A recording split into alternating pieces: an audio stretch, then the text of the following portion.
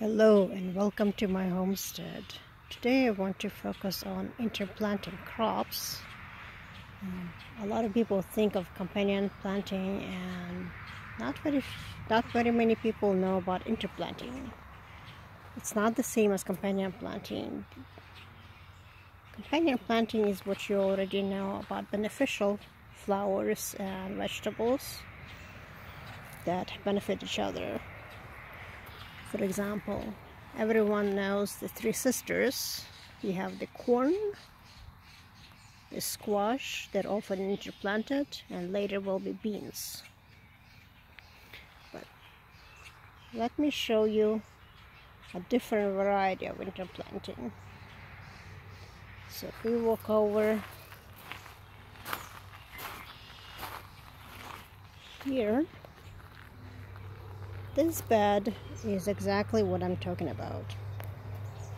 The main crops are the sweet peppers, the bell peppers.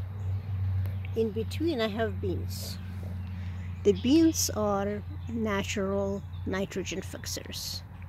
So they will capture whatever nitrogen we get from the air during the storms, and they will deposit it, which the sweet peppers will use. They require a lot of nitrogen. I also have it all around the perimeter. You also may notice I have some beets. So I have a row of peppers and beans, and I have a row of beets. Peppers, beets. Now, these beets right now are in the surface, but they will eventually come up. Plus they are just distance away from the peppers, so their roots will never interfere to each other, and they use different compounds. And in between I have a few radishes. So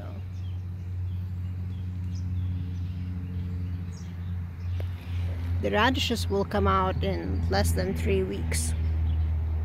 So by the time any of the plants are big enough, radishes will be gone and they will not take space.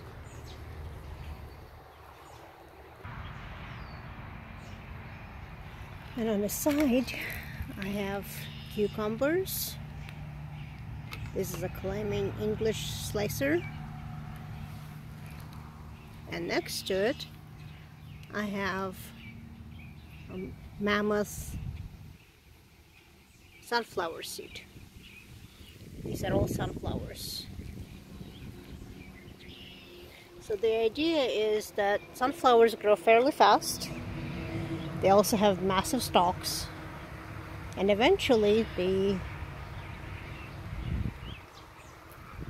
climbing cucumber will use the stalk of the sunflower as support.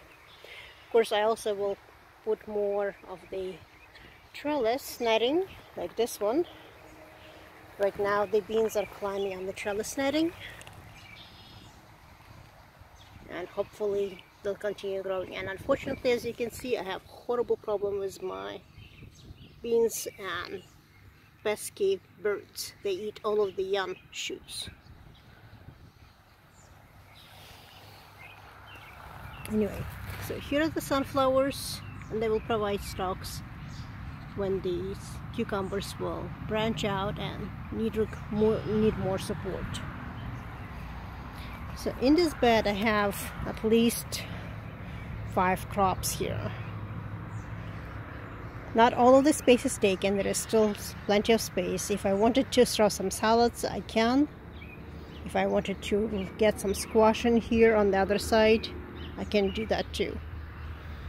But you can interplant plants safely, so they can not only benefit each other but coexist and do quite well. On this side I have tomatoes and some beans in between them as well.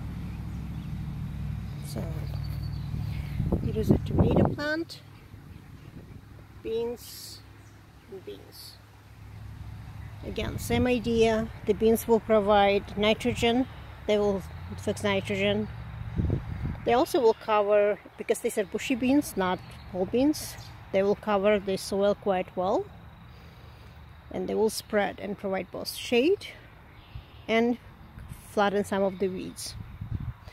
Let me show you some of the unusual interplanting. Here we are over by my lemon trees, citrus trees.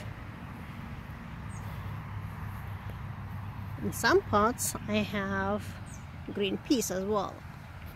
Same idea. Lemon requires quite a bit of nitrogen, especially since this is recovering and trying to grow new leaves. And green peas are also nitrogen fixers. At the same time, I get to benefit because green peas in my other bed are all sick, so there was some kind of virus, but these are still blooming. So the others died or dying off, and I still have peas in these pots.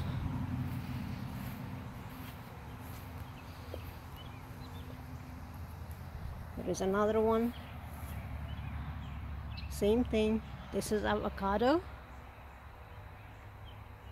Avocado also requires a lot of nitrogen.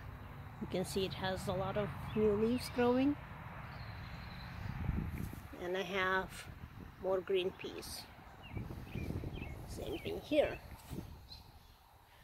Another lemon and more green peas interplanted with each other. Then they do quite well.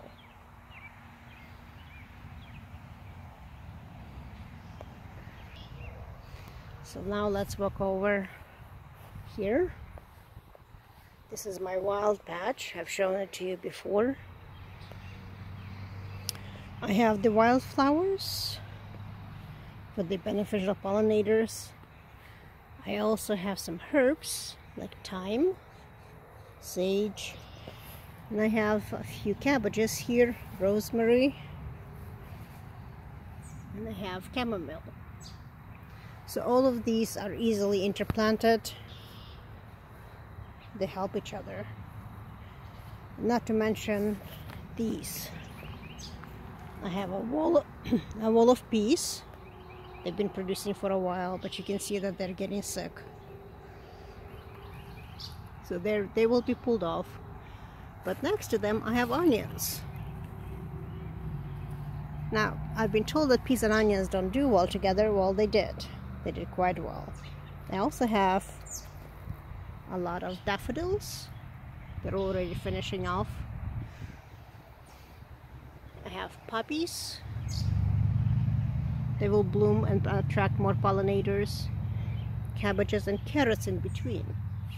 So here is a carrot. And there are carrots all over the place.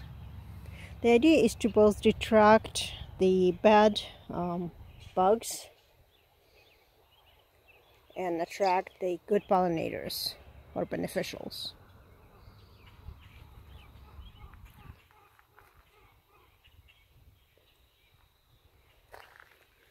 Now if we walk over to this bed,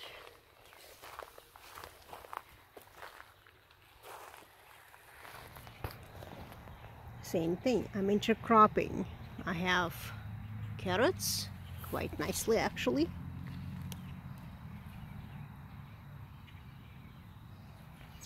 There's onions. I have a few tomatoes. And I have a few flowers here. But mostly it's carrots and onions and tomatoes. They coexist quite nicely. Onions are developing very nicely. Carrots will be pulled off as they're maturing, and onions will take more space. So there is nothing wrong with them coexisting here.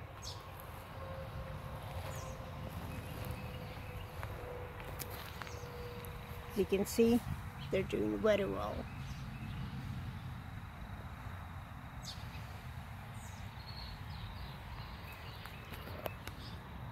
Here's another bed that's overlapping different plants. I have strawberries, of course. Now I'm trying to cover them up from the birds with different plants, so the birds will be confused. They love strawberries and they will strip them bare. So there's also tomatoes. And the different plants will confuse the tomato bug or tomato worm playing. And I have a few sunflowers as well. Sunflowers will attract the bad bugs. So the bugs will actually go to sunflowers instead of my tomatoes. So as you can see, it is not only possible but very beneficial to have interplanted different crops. They do help each other and they coexist quite well, so it's a maximizing the use of the soil. Every single gardener will tell you they always want to plant more stuff and they always run out of space. No matter where you plant, what you plant, everyone wants to plant more. So you can always interplant and they coexist. So on this note, thank you for joining me, and until next time.